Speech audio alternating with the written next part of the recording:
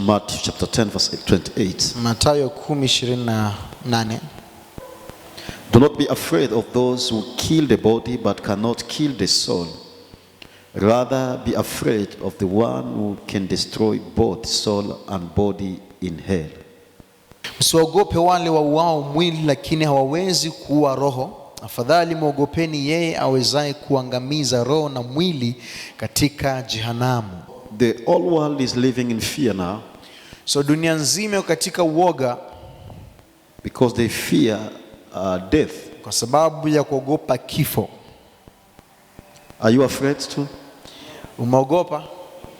Tell us the truth. Tuambie kweli. Tunaangalia nyuso zenu. Just be sincere. Hallelujah. Just manus tu ndio.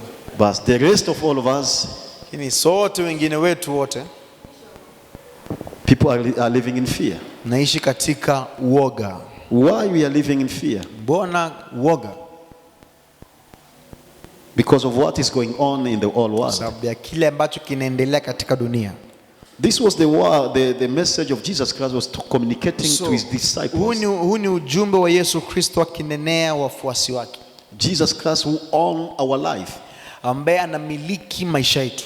He knew these are people who have been selected. Alijua ni watu ambao wameteuliwa. They will live for me.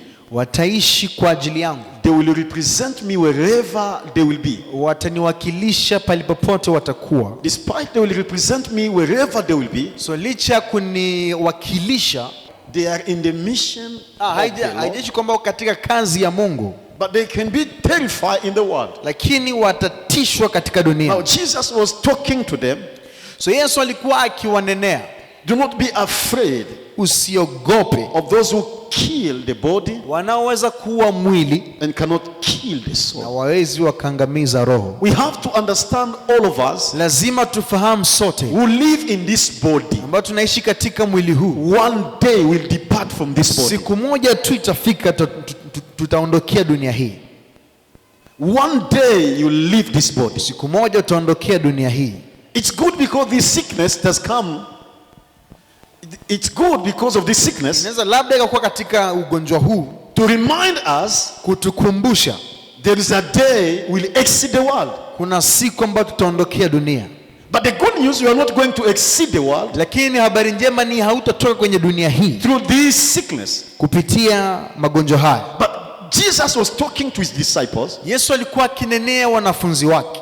Don't fear about anything which can kill only your body. Usiogope chochote ambacho chaweza tu kikangamiza mwili. But we have to fear what can kill our body and our soul. Tunafaa kuogopa yule ambaye anaweza akangamiza mwili na roho. And after that judgment come. Na baada hapo hukumu yaja. If all of us we are living in fear, kama sote tunaishi katika uoga, it's good to remind ourselves. Ni vizuri kujikumbusha.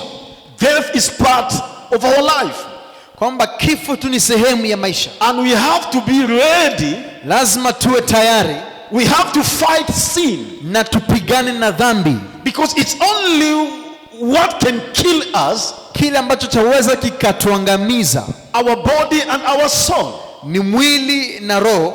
And suffer in eternal judgment. Kisha tuingie katika hukumu ya milele. But the good news which we have. So habari njema tulionayo. We found it in the book of Psalm. Kitabu cha Zaburi. Which we have read. Zaburi ya 91. You shall not be afraid. Hautaogopa of the terror of the night. Ya tisho ya usiku. Nor of the arrow, the evil plots and slanders of the wicked. Wala mshale wa mchana that fly by day. Ambao unaruka mchana. Nor of the pestilence that stalks in the darkness.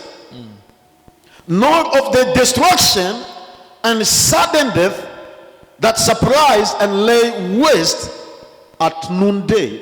Verse 5 and 6. Verse 5 and 6. Zaburi ya 91.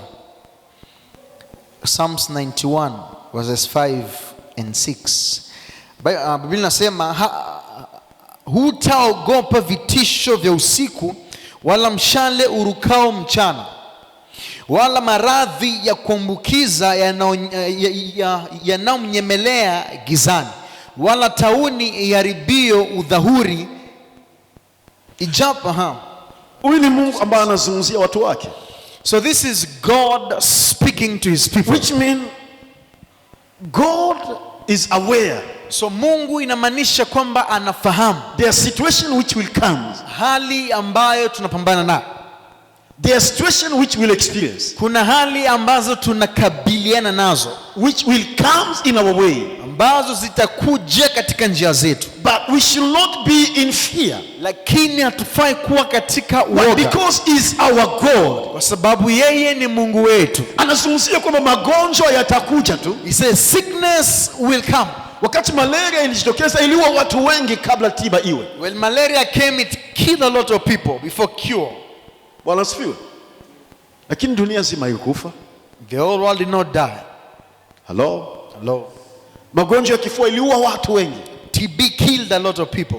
Lakini ulimwengu yote haikuisha. And the whole world did not die.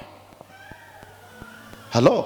Hello. Mungu ambaye ni baba yako, so God your father, wakati ambapo dunia nzima iko ndani ya woga, when the whole world is in fear, nataka uelewe kwamba una baba aliye juu mbinguni. I want to tell you have a father in heaven ambaye anajua kila kitu. He knows all things. Kabla jambo lijitokeze, before it appears, kabla jambo lijulikane duniani, before it's known on earth, tayari yeye amejua tayari. Already he knows about it. Anajua kwamba ana wana wake, and he knows, anajua kwamba pana watoto wangu, they are his children, ambao mimi ni baba yao. I am their father. Mimi ambao ninaona kila kitu, I see all things, ambao ninajua kila kitu, and I know all. Wakati dunia nzima iko ndani ya woga, when the whole world is in fear, lakini sisi wana wa Mungu tunatumaini, as the children of God we have the hope, kwamba and we know that kuna baba ambao ametuahidia, we have the father that has promised, tishio inapoendelea usiku, no matter the terror in the night, wakati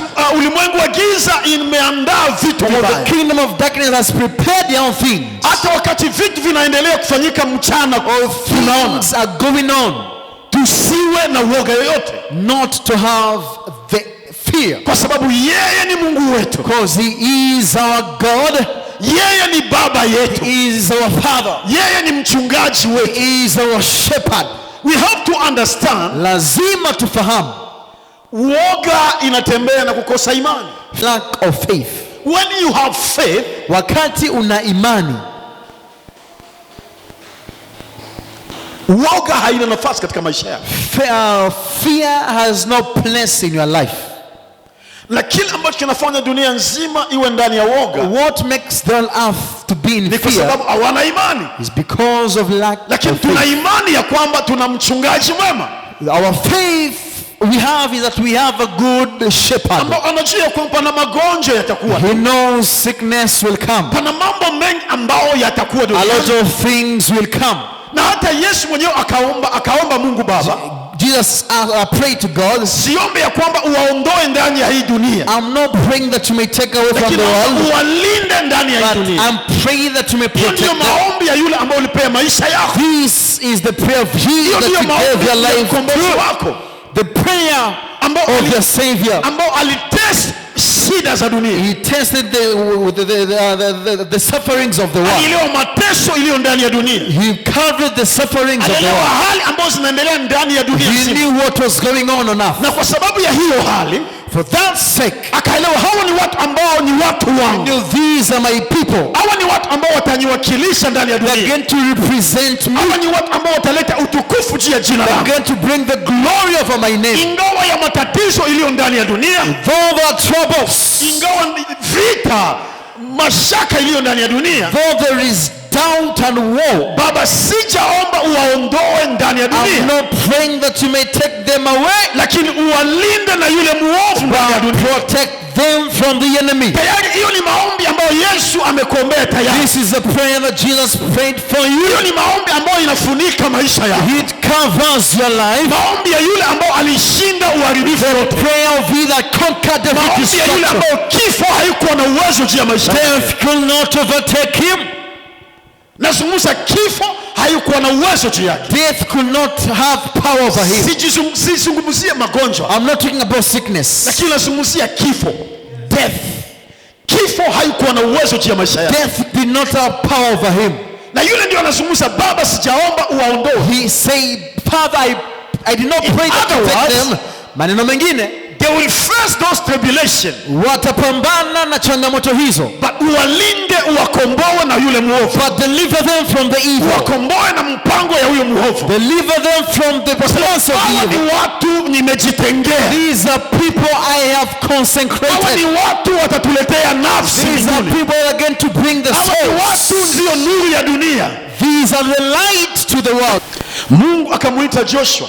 God called Joshua. Akamweleza, be courageous. Akamwambia kuwa na ujasiri. Fear not. Na usiogope. Be courageous. Kuwa na ujasiri. Hata kama pana vikwazo. Even though there are challenges. Hata kama pana fununu. Pana rumors. Kuna vitu ambavyo umesikia. Fear not. Usiogope. Be courageous. Kuwa na ujasiri. In your Bible, katika Biblia yako, fear not imeandikwa mara 365. In your Bible, jina katika Biblia yako, jina usiogope ama sentensi usiogope imeandikwa mara 365. Which mean every day. Inamaanisha kila siku ya mwaka. Unapoamka asubuhi, when you wake up in the morning, Mungu anakuzungumzia usiogope. Tells you don't fear. Kwa nini anakuzungumzia usiogope? Why did he say don't fear? Because every day, kwa sababu kila siku, it usher you to a new avenue of your life. Inakuingiza katika lengo fulani la maisha. Kila siku ambayo unaamka, every day of your life when you wake up, pana chapter mpya ambayo imefunguliwa kwa maisha yako. Another chapter is opened. Pana kitu ambacho mbingu inataka kufanya wewe. There is something the heavens wants to do with you. Jambo jipya, because it's a new thing ambao haujawahi kutana nayo. That you've never met. Haujawahi kusikia. You have never heard. Haujawahi kuona. You have never seen. Maybe inaweza kuleta hofu kwako. Perhaps it may bring. Anazungumza kwa sababu ya jambo jipya. Because there is something new ambao haujawahi kusikia ama kuona. You have never heard, not heard. Ambao mimi ninakubali nifanye katika maisha yako. I accept to do in my life. Fear not. Usiogope. Kila siku, every day, Mungu anakuzungumzia usiogope. God tells you don't fear. Ni Mungu anafanya kazi masaa 24. He works for 24 hours kwa siku 7. 7 days. Anafanya kazi kwa sababu ya nani? He works for whose sake? Mungu anafanya kazi kwa sababu ya nani? He works for whose sake? Kama Mungu anafanya kazi kwa sababu yangu, if he works for my sake, inamaanisha kila siku. So it means daily. Kuna kitu ambacho anafanya katika maisha. There is something he is doing in my life. Hafanyi kile ambacho alifanya jana, yesterday, lakini anafanya jambo jipya. He's doing something new. Ndio anasema don't dwell in the past. Forget the past. Because I'm doing a new things. Because anafanya jambo jipya. Anasema tusijenge maskani. He said do not build your dwelling place katika mambo yaliyopita. On the things that are gone. So Mungu sio Mungu wa nyakati zilizopita. God is not the God of those days. Mungu ni Mungu wa sasa. He's the God of now. Which means kila siku ya maisha yako anafanya every day of your life he works. Na kama anafanya jambo katika maisha yako, if he does things in your life, ni jambo ambalo hautarajii. It's what you don't expect. Ni jambo jipya kwa maisha yako. It's something new. Ndio sawa anakuzungumzia usiogope. Tells you don't fear. Elezea mtu usiogope. Tell someone don't fear.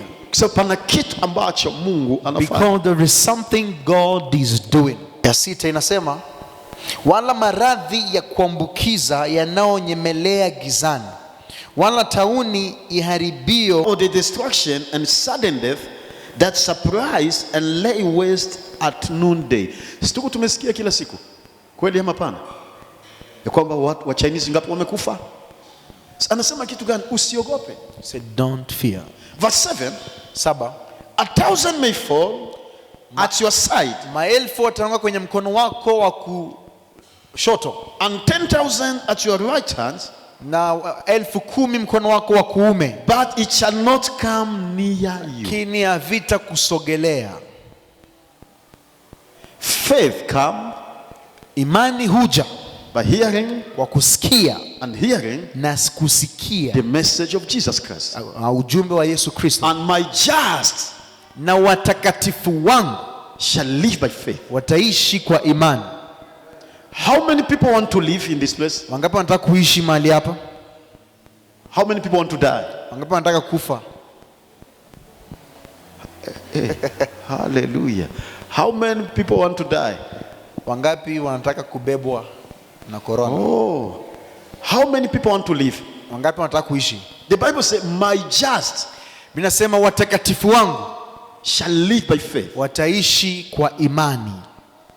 Not self-righteousness, Sio utakatifu wa kujiwekea. but when we received him, Wakati tumempokea, he redeemed us. alituokoa, He purchased us. alitununua, He made us righteous. akatufanya watakatifu. Not our self-righteousness. Sio utakatifu wa kujiwekea. By receiving Jesus Christ, Kwa kumpokea Yesu Kristo, you are the righteous of God. umekuwa mtakatifu wa Mungu. Not by your work, Sio kwa kazi zako, but by the work of Jesus Christ. lakini kwa kazi ya Yesu msalabani. Jesus to be crucified, Ili Yesu asulubiwe, it was the process for our sanctification. ilikuwa hali ya utakaso wetu. Now, all of us who have received Jesus Christ, Sote tuliompokea Yesu we are the righteous of God. tumekuwa watakatifu wa Mungu, And my righteous one shall live by faith. na watakatifu wangu wataishi kwa imani. What will give you life? Na maanisha lazima tuonyeshe maisha. What will give you life? Kile ambacho kitakupea maisha It's your faith. ni imani yako. And faith, it's everything which the word of God speaks to you. Na imani ni chochote ambacho neno la Mungu linakuzungumzia. And the word of God says, Biblia inasema 1,000 elfu moja will fall in your right, watanguka kwenye mkono wako wa kushoto, 10,000 in your side. 10,000 katika mkono wako wa kuume. But hayo mambo hayatakufikia But wewe. these things will not come near you. Which means you will see, Inamaanisha utaviona, you will hear utavisikia what is going on, vitu ambavyo vyaendelea, but it shall not come near you. lakini But havitakujia, because you are the righteous kwa of God. sababu wewe ni mtakatifu wa Mungu. Mbona useme amina? Why you You not want to saying die? amen? Mbona usemi amen? Mbona useme amina? Kusema amina unamaanisha na iwe hivyo. Saying amen, it means so shall it be. Bwana asifiwe.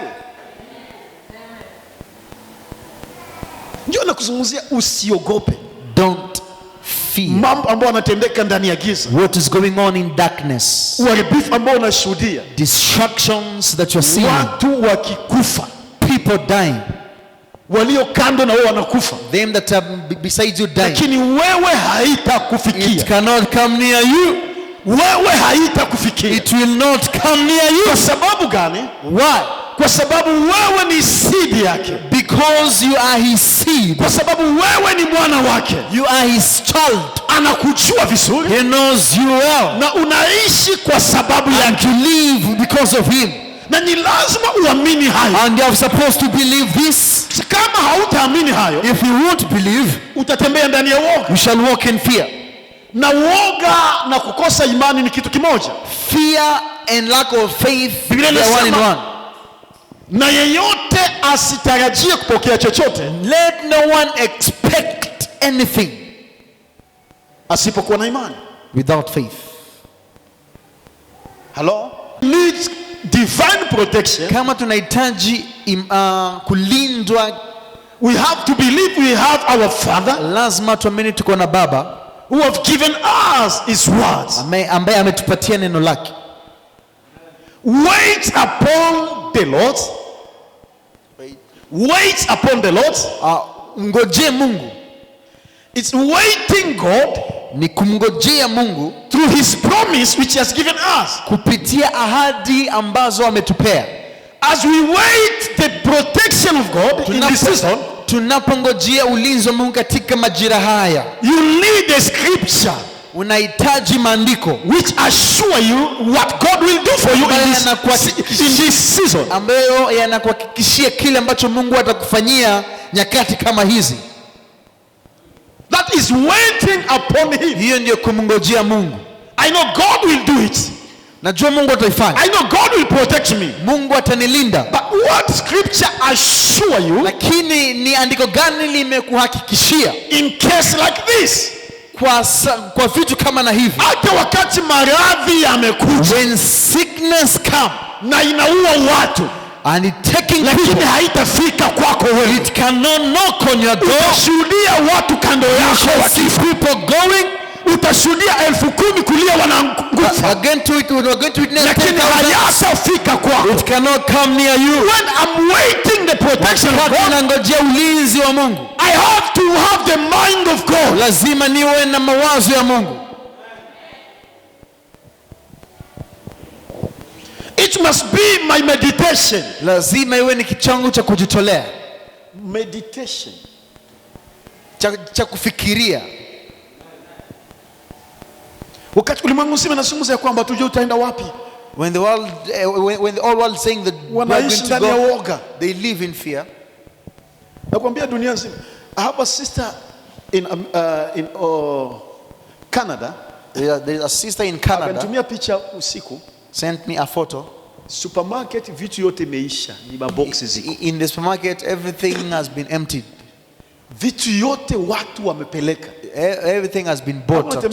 Anachukua picha, anasema mwisho, haiko mwisho ya dunia. Nikwambia sio mwisho ya dunia. This is the end of the world. I say no. Biblia inatueleza ya kwamba magonjwa kama hayo yatakuja. Bible say this sickness will come, lakini hayatafika kwa nyumba zetu. They will not come to your house. Hiyo ndio imani ambayo tunabidi tuwe nayo. This is the faith. Open door. Apart from that, unafungua milango. Woga inampea shetani nafasi ya kufanya kazi kwa maisha yako. Fear gives Satan opportunity to work in your life. Tusiwe na woga, saying not to have the fear, hatuzungumze usijilinde. Does not say that now are supposed to be proud. Na kwamba okay, hata kama unazungumzia watu kuosha mkono, mimi sijali, mimi hapana. I don't care. Kila ambacho wewe unaweza kufanya, what you can do, God will not do it. Mungu atafanya. Na kila ambacho hauwezi kufanya, and what you cannot do, which is beyond you, that surpasses you, ni kila ambacho Mungu atafanya. Is what you're going to do. Kuosha mkono, unaweza kuosha mkono. You're going to wash your hands. Bwana asifiwe. Amen. Na nikache kuelewa the year of supernatural. And they came to understand the year of supernatural. Wakati Mungu alizungumzia this 2020 is the year of supernatural. Wakati Mungu alisema huu ni mwaka wa mambo makuu. Na tukazungumza supernatural mean is the year which will depend on God.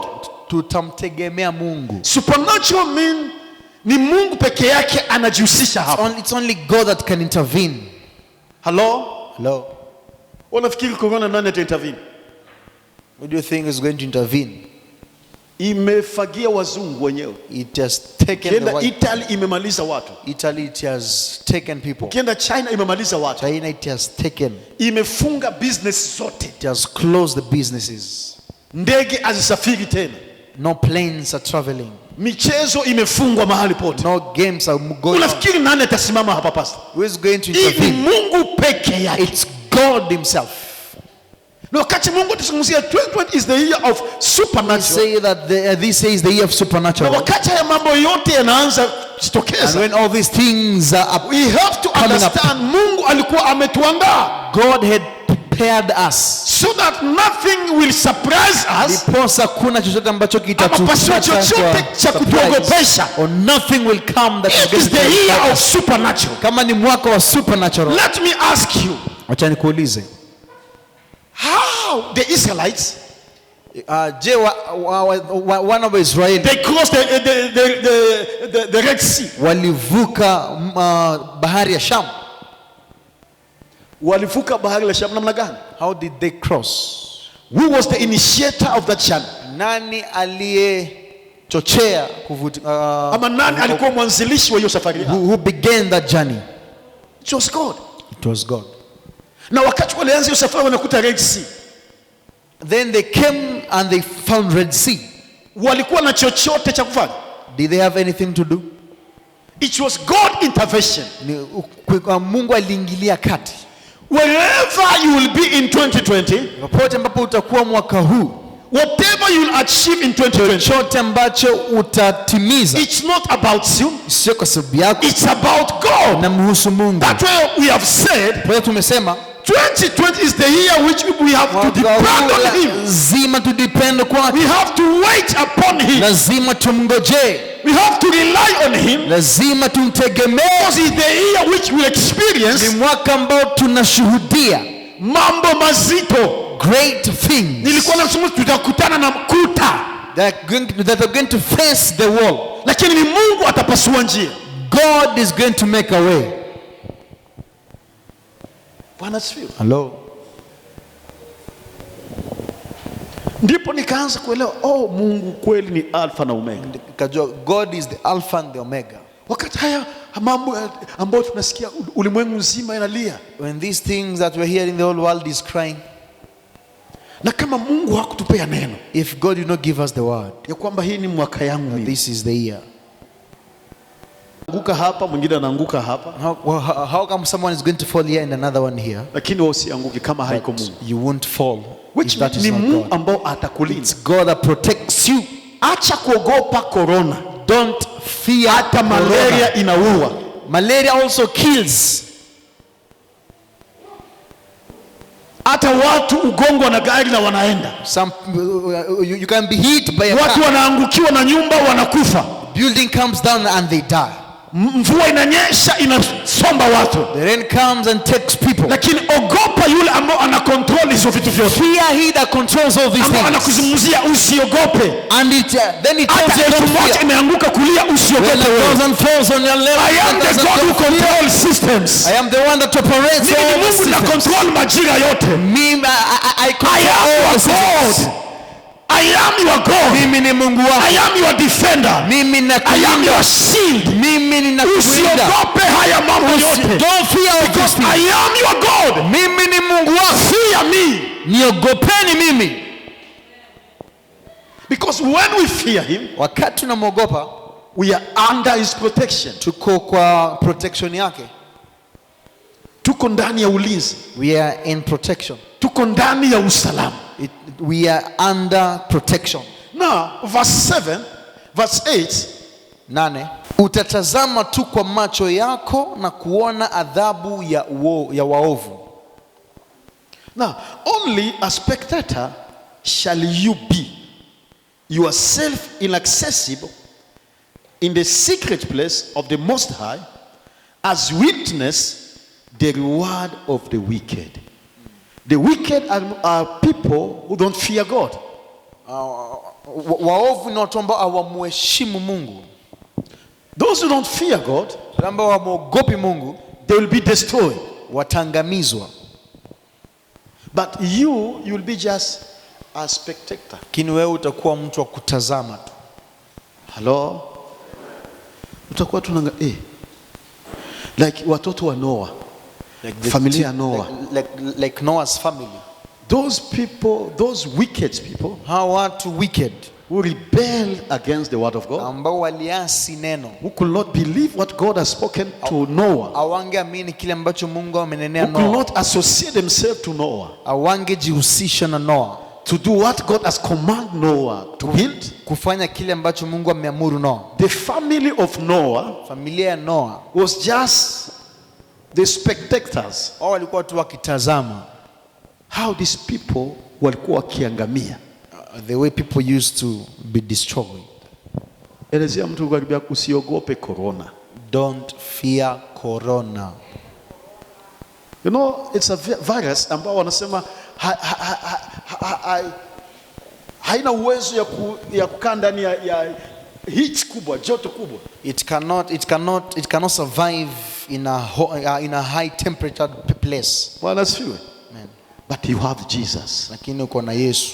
wakati walitupa Meshach, Shadrach na Abednego ndani ya moto. Meshach, Shadrach and Abednego were thrown. Even hata wale ambao walikuja tu kuwatupa ndani, Even them that came to throw them, hiyo joto ilikuwa hapo ikawaua wao. it killed them. But Meshach, Shadrach na Abednego, Meshach, Shadrach and Abednego, watu watatu palionekana mtu wa nne ndani ya moto. to have seen someone in the Who could not be fire. burned by the fire. Alikuwa ndani ya moto. Is your savior Jesus. Ni yeye Yesu. Hawezi kuchomeka na corona. Corona haiwezi kumfikia Yesu Kristo. cannot come to Jesus. Kwamba Meshach, Shadrach na Abednego wanakufa. Meshach, Shadrach and Abednego going to die. Kwa nini Meshach, Shadrach na Abednego walitupwa ndani ya moto? Why were they thrown into the Kwa fire? sababu walikataa systems za dunia. Because they rejected the systems of the world. za dunia. They rejected the systems of we the have world. our system. So tuko na And tamaduni the zetu. system of their God And protected. the system of the God protected them. Ndani ya moto kali. In the fire. Kile ambacho kitakuokoa. What will deliver you? Kwa jambo linaendelea ndani ya ulimwengu What huu. is going on enough? Ni kwa sababu umekaa ndani ya system za yule In the hawezi system of either cannot be ndani burned. ya Yesu hautachomeka. Inside Jesus you cannot be Yesu burned. hautaangamia. In Jesus you cannot be Yesu destroyed. peke yake. It's only in Jesus alone. Hata uvae mask, Even if you're going to put on the mask, unaweza kufa tu. you can still die. So wote ambao wako mochari leo, Them that are in mortuary, hawajakufa na corona. corona did not kill them. Wamekufa tu, wengine walilala wakaamka hawako. Some slept and they did not wake up. Hello kanisa. Hello.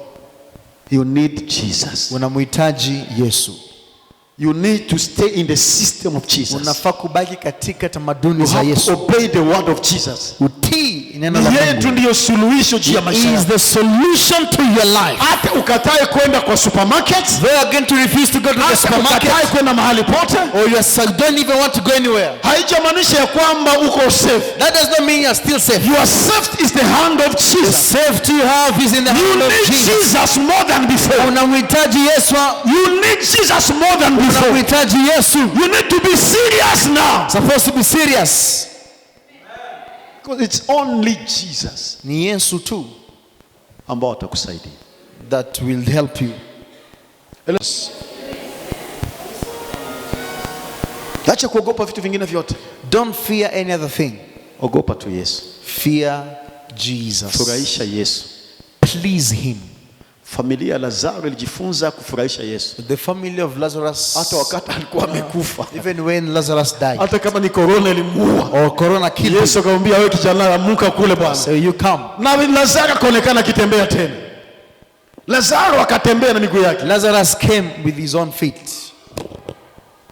Ambia watu you need Jesus. Tell two people unamhitaji Yesu. Hii ndio wakati watu wataokoka by force. This is the time people are going to be born by Not because they love God. Sio kwa sababu wanampenda Mungu, Because they love wanapenda hii maisha. because they love life. Naona magonjwa ambao haina tajiri haina maskini. Utanihubiria kitu gani wewe Yesu wenu? Na ukue uwe nani, corona iko na wewe. No matter the person you are. Hello, ama namna gani pastor? Iko haina ya wakubwa na wadogo. It does not respect people. Lakini Yesu peke yake. It's Jesus himself. Elezea watu watatu ni Yesu peke yake. It's only Jesus. Na Biblia inatushuhudia wakati za mwisho mambo mengi yatajitokeza. There are a lot of things shall come up. Hello? Amen. Elezea mtu you need Jesus. Be serious na huyu Yesu. Unamhitaji Yesu. Kama nizungumze the year of supernatural, If he says the year of supernatural, elewa vizuizi itakuja ya kila aina. hindrances will come every type. Acha niwaulize kwanza. Kama supermarket zote kila kitu tachukuliwa ndani, If the supermarket is going to be emptied, na wewe hauna hata shilingi 500 size. don't even 500 right now. Hawezi hata kununua hata unga tano. Means you cannot even buy 5. Utakuwa packets. wapi? Where will you hide? Hallelujah. Amen. Unajua tunasema tu nina imani tu hallelujah. Lakini hauna hata shilingi moja. Don't even have a coin. Maana hauwezi kununua hata kitu yoyote ya kukusaidia. So you cannot buy anything to help Who will yourself. help you? Nani atakusaidia Kama sio Mungu peke yake. if it's not God himself? Zaidi ya yote, Above all, unahitaji kumwogopa Mungu tu. you need to fear God. Sasa hii ni mwaka ambao tunahitaji kumtegemea yeye. This is the way we need to depend on him. Sijazungumza hivyo ukutisha. I'm not saying this to terrify you. Kinataka kukumbushia kwamba unahitaji Mungu. To remind you that you need God. Ulimwengu nzima ina woga. The whole earth is full of fear. Lakini ni wana wa Mungu wanatumaini. But the sons of God have their hope. Wanaweza kutembea kifua juu. They can walk while they are chest high. Najua hata nisikie pande hiyo watu wanakufa, hatutakufa. Even if I'm going to hear that this place people are going to die, we cannot die. Pande yangu watu watakufa. This side people are going to die. 10,000 zitaanguka. 10,000 are going to fall. Lakini mimi nitasimama. I shall stand. Ninaweza enda kazini kwangu nikiwa na ujasiri. May go to my place of work with boldness. Ninaweza kuzungumza na watu bila wasiwasi. I may speak to people without fear. Ninaweza enda mahali pote bila wasiwasi. I can go anywhere without fear. Wakati una wasiwasi hautafanya kazi yako. You cannot work if you are terrified. Kuna kazi ambazo zitaharibika. There's some businesses that are going to be destroyed. Nilikuwa nafuata company ya airline ya Korea. I was following a certain company in Korea. Wanazungumza ya kwamba kwa sababu wafanye kazi hawatakuwa na uwezo wa kulipa wafanyakazi wao. So because they're not working, they cannot pay. Na company ita shut down. So the company is going to shut. Hello. But kwa sababu una Mungu, because you have God, unajua kazi yangu haitafunga. No, my work will not. Haya maovu hayatakaribia hema langu. Haitakaribia hema yangu. Destruction will not come to my door. Watu wanapozungumza maneno yote, when people speak, watu wanapozungumza kuhusu corona, people speak about corona, wanazungumza kuhusu Yesu Kristo. They speak about Jesus Christ. Yesu ndiye mchungaji wangu. He is the shepherd. Kupitia bonde la mauti, even if I go through the valley of shadow of death, I fear no evil. I fear no evil. Ndani ya janga hili, inside this, ameandaa meza yangu. He has prepared the magonjwa haya. Before this, naenda kubarikiwa. I'm going to naenda kuinuka. I'm going to arise. Wakati watu wengine wanafunga kazi zao, and other people are going to shut their businesses. Kuna neno la Mungu. You have the word of God. Una mawazo ya Mungu. You have the mind of una God. Kile kinaongoza maisha yako. You have what leads your life. Hauamini ripoti za dunia. Don't believe the reports of the world. Unaamini kile ambacho Mungu anakuzungumzia. You believe what God is saying. Hii ulimwengu ina ripoti zake. This world has its own reports. Nakumbuka wakati mmoja tulienda Nairobi Hospital na mke wangu. One day we went to the Nairobi Hospital. Nafikiri tulikuwa na mama mke wa pastor hiyo siku. Also we had the wife to pastor. Na ilikuwa just check up. Ilikuwa to check up. Na nafikiri mama pastor aliuliza daktari. Mama pastor asked the doctor. Na hii situation ya mgonjwa wetu hajazungumza. And this situation, she has not spoken. Itakuwaje? How will it be? Daktari akasema anajua ikipita miezi 6, but when it goes past 6 months, inakuwa vigumu kuzungumza. It's going to be hard to speak. Hapo mimi nikazungumza tu, ni mtumishi wa Mungu, ni mhubiri. Say this one is a preacher. Na atazungumza tu. And is going to speak. Na wakati tulikuja kwa njia sasa, so while we were coming on the way, nikapita hapo kanisa tu, ilikuwa siku ya service ya katikati ya juma. It was during service of the weekday service. Nafikiri nilikuwa nachukua kitu kama kifunguo hapa. I was taking like a key. Na tukatoka tukaenda. And nikapatana na pastor mmoja ambaye ni rafiki yangu wa Deliverance Church hapo kwa Masinde. I got a pastor friend of mine at Deliverance Church. Nakaniuliza pastor, habari ya mama? How is the wife doing? Nikamzungumzia hata tuko naye hapo kwa gari. So we are with her in the car. Nikashusha kioo ya nyuma. I pulled down the window. Bwana asifiwe mama. Say Bwana asifiwe. Mama akasema amina. She said amen. Msichana ambao tulikuwa naye wakati msaidizi wetu that we were with akashout kwa gari. She shouted in the car. Mama anazungumza. Mom speaks. Baada hapo tukajaribu kuzungumza naye. After that we spoke. Hakuzungumza tena. Did not speak. Nikaelewa. I understood kila ambacho kinafanyika. What is happening? Sasa daktari alisema ya kwamba hatazungumza. Because the doctor said that she won't speak. Tukasema atazungumza. We say she's going to speak. Alitupea ishara. He gave us a sign. Kusudi hiyo maneno ya daktari isibaki kwetu. For those words not to remain. Na tunajua karibuni atachukua microphone hii. She's going to take the mic na atahubiri injili. And she's going to preach the gospel. Kwa sababu gani? Kwa sababu hatukuamini report. Because we did not believe in that report. Ulimwengu ambao tunaishi ina lugha yake. The world that you're in has its own language. Don't magnify corona. Usifanye corona kwa kubwa. Hapana kuizungumzia siku yote ya maisha yako. let it not be a topic on Isiwe ndio story kwa kila wall ya WhatsApp, Facebook, the it's about WhatsApp, corona. Facebook, corona. Corona, it's not a good news. Corona si habari We njema. have the good news of Jesus, Tuko na habari njema ya the Yesu. Savior of the world. Yeye ni mwokozi wa dunia.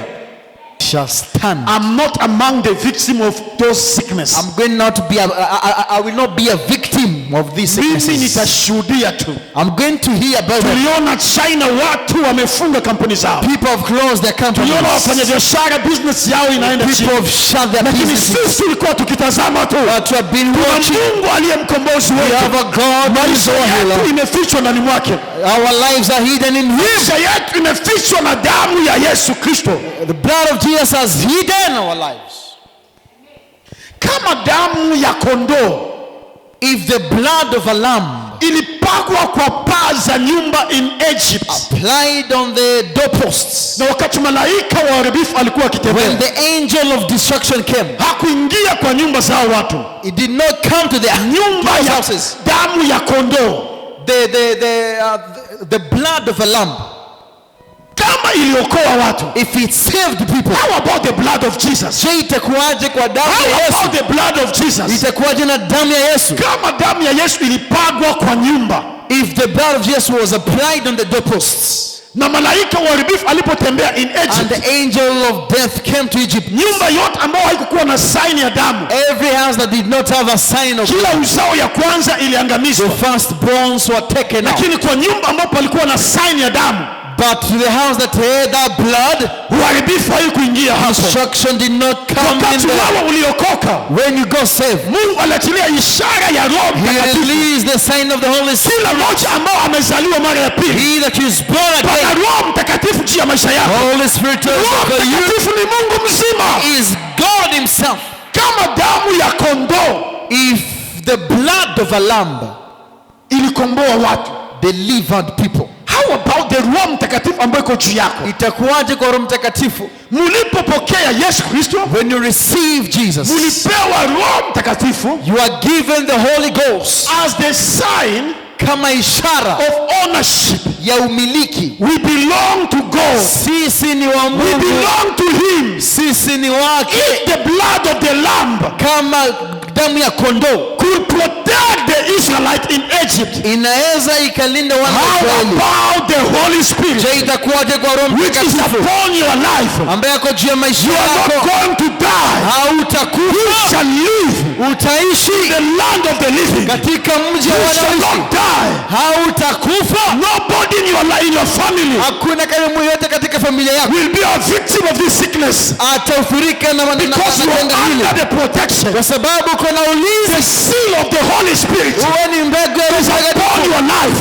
Amen. We are not going to die. Hatutakufa, We shall live. tutaishi. We have been set apart Tumeteuliwa in this generation. katika kizazi hiki. We have not yet finished our mission. Hatujamaliza kazi We have not yetu, yet done anything. hatujafanya We chochote, are going nowhere. hatuendi You are mahali, going nowhere. hakuna You shall live unapokwenda. in the land of the living. Utaishi katika mji wanaoishi. Hautahesabiwa miongoni ya You will wale. not be counted among the dead. Hello. Amen. Hayo ndiyo mambo Mungu alizungumzia, usiogope kitu. These are the things God spoke. We're not speaking to Tunazungumza please you tumesikia. because you've heard. Haitaingia kwa nyumba It yako. cannot come in your Haitaingia kwa house. jamii yako. It cannot remain in your Mungu iko house pamoja na wewe. because God is You with are you. chosen one. Amen. Wewe ni mchaguliwa. You are the chosen one. Soma hiyo andiko. Read that scripture. Enda kazini. Go to work. Ukiwa kazini endelea kumeditate hiyo neno. Continue meditating. Ukirudi nyumbani meditate hiyo neno. Go back home, meditate on it. Utapata pana roho ingine ya uasi ya kiroho inainuka ndani mwako, You're going to get another spirit arising in you ambayo inaondoa woga ndani mwako. that takes away fear. Why? Because you have the word of God. Sababu kuna neno la Mungu. Bwana asifiwe. Amen. Na wasi I beg you, hapana kuzungumzia tena hiyo mambo ingine. don't talk about this topic. Zungumzia kuhusu jina Talk concerning the name of of Jesus. Jesus. Amen. Wakati watu wana magnify hiyo jina ingine. Wakati wengine wanafanya jina ingine kuwa kubwa. When they magnify corona, you magnify the name of Jesus because you know it. Wewe unainua jina la Yesu kwa sababu unalijua. Kwa sababu ndio jina ambao itakukomboa. Is the name that will save you. Maficho yetu sio kwa mambo mengine yote. Our refuge, sio kwa mambo mengine. Najua sasa hizi pastors tayari utapata maji ya kupona, ya maji ya kujilinda, utafikia mambo mengi hapo kesho. So you're going to hear a lot of things. Water to protect yourself. Kuna maji special ambayo inasaidia magonjwa yote. Corona haina uwezo. Utasikia. We're going to hear about a lot of vitambaa mchanga utanunua. You're going to buy all those things. Lakini nakuzungumzia you need the name of Jesus. Unahitaji jina la Yesu. Hauhitaji sand. Hauhitaji maji. Hauhitaji vitambaa. Hauhitaji anointing oil wameombewa na kueleza. You need the name of Jesus. Unahitaji jina la Yesu. Hello. Usidanganywe uko nje. Don't be. Kile unahitaji ni Yesu Kristo. What you need is Jesus. Neno la Mungu asubuhi ya leo kwetu, the word of God this morning, ni kututia moyo, is just to encourage us, na kujua kwamba tuna baba, and to know we have a father. Alijua haya yote. He knew all this. Na akakuzungumzia hii itakuwa mwaka wangu. He said it shall be your year. Itakuwa mwaka wangu. Mungu, it shall be my year. The year of supernatural. Mwaka wa supernatural. I will be in charge. Nitakuwa katika charge, in charge. For your life. Kwa maisha yako. For your future. Na future yako. We have to understand. Lazima tufahamu. Uamini. And believe. Ya kwamba maisha yangu. That my life. Imelindwa mikononi mwake. It has been protected.